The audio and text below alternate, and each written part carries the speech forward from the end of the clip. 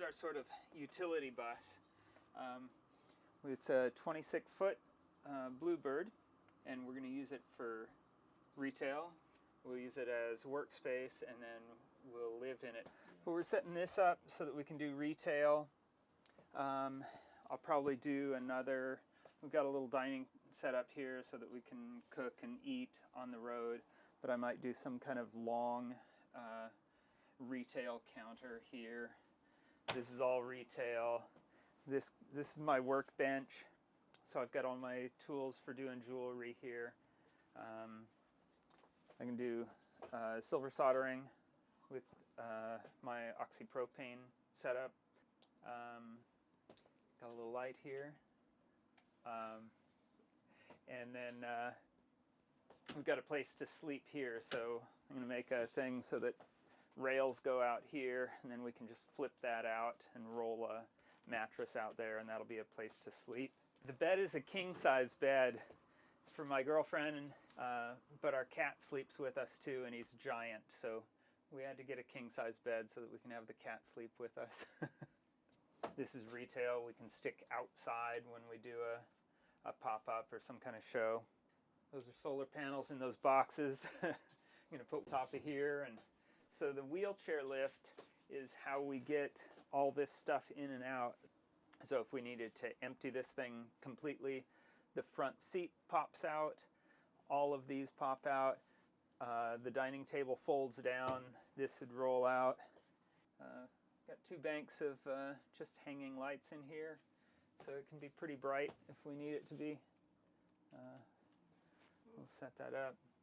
So if we're doing retail and we have jewelry set up, we need a lot of light, and this is pretty good. It's all LED, all runs off of a single battery. It'll run for a couple nights on that, and got a 1,000-watt inverter and a little sound system there, so we're all ready to go. Cool. How about the kitchen?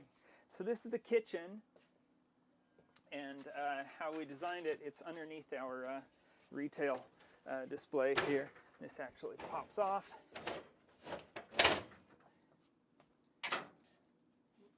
And then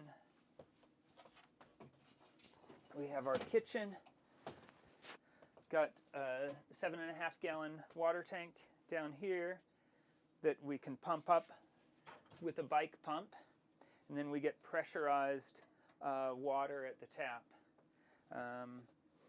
And then there's a splitter, so the water that it feeds up goes to the cold water tap here, and then it goes in and out of this ball, and this is over one of the stove top burners.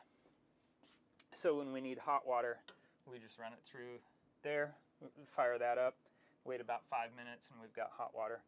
So then we've got hot water, and we've got coffee here, breakfast there. And it's a pretty simple setup, and it's all self-contained. So if we want to just roll it outside and cook outside, it's 5 minutes. Take 2 screws out and roll it out the wheelchair ramp, and we're ready to go. And we wanted to just keep it wide open. We don't have insulation, which is a drawback in the wintertime. We're not going to be able to use it in the dead of winter, especially not around Bend, Oregon here. It gets to, in the teens Fahrenheit. That's just too cold. But in the spring, summer, fall, we can use this. We've got a propane heater under there, and that keeps it pretty warm. It's a ventless propane heater. I had a bus back in the 90s when we did music, and we would drive around in our bus and go do shows. We lived in Southern California, so we'd drive a 30-foot bus around LA. It was a 1957 Crown. It was a beauty.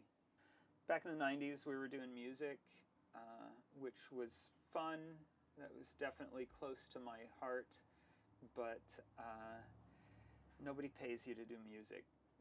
So if you're doing music, you got to find something else to do, because it's impossible to make a living making music. We were in Southern California then, so it was, we got gigs and we did shows and all that, records and all that. But yeah, you got to find something that you can make that people want to buy if you want to be an artist, you know. Tough parts are it gets cold in here. So even in the summertime, we've camped out around here, and the desert nights are cold, and you get up in the morning and it's cold, and that's a challenge, you know, kind of fighting that cold off. So we've got down boots and you know, slippers and robes and cuddly stuff we can wear around. That's the tough part.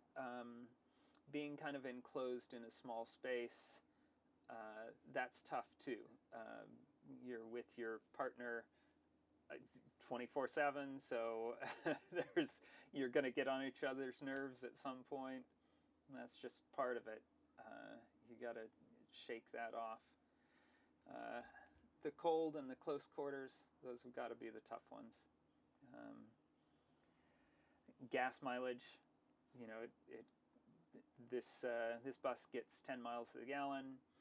So with diesel prices what they are, that makes it a little tough getting from place to place.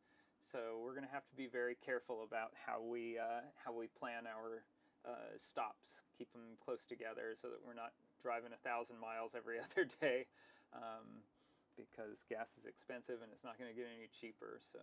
So parking in a city is tough because if you have a brand new RV, you can pretty much park it anywhere and nobody will even notice it.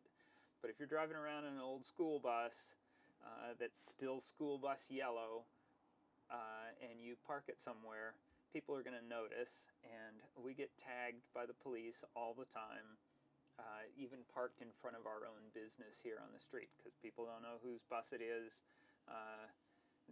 Buses are scary to people, so we're kind of constantly dealing with that. You have to move your bus every 72 hours, or we're going to get a ticket, or we'll get towed, which, God forbid, we would get towed. But yeah, you have to be on it. People don't want you parked on their residential street in front of their house in an old school bus. And we'll stay in motels once in a while too. But I don't know, being able to just set up shop in here, we'll have our coffee set up and we'll have a little food for breakfast or whatever. We can go camp out in the woods and then roll into town. You know, it's just fun. It's an adventure. Best thing about this bus, or kind of living in this bus,